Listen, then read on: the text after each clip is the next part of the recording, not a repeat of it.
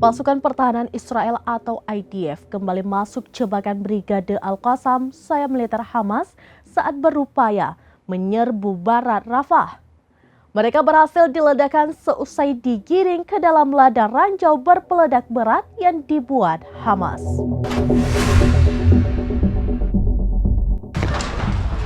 Pasukan pertahanan Israel atau IDF kembali masuk jebakan Brigade Al-Qassam, sayap militer Hamas, saat berupaya menyerbu barat Rafah. Mereka berhasil diledakkan seusai digiring ke dalam ladang ranjau berpeledak berat yang dibuat Hamas.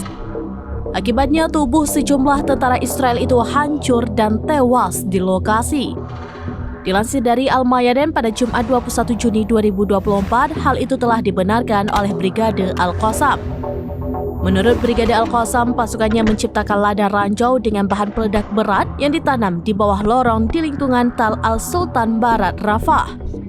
Setelah berhari-hari, Brigade Al-Qassam mengaku berhasil menggiring tank Merkava Israel ke dalam ladang ranjau tersebut dan meledakkannya seketika.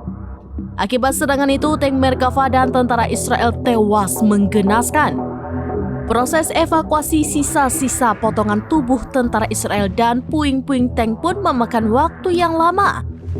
Diketahui di hari yang sama, Brigade Al-Qassam juga meluncurkan serangan lain ke posisi Zionis.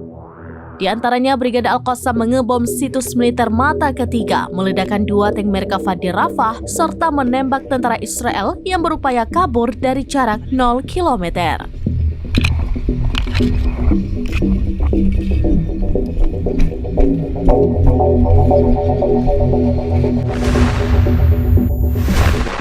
Demikian informasi terkini Syederalon. Saksikan terus beragam informasi lainnya. Jangan lupa like dan share seluruh akun serambinews.com.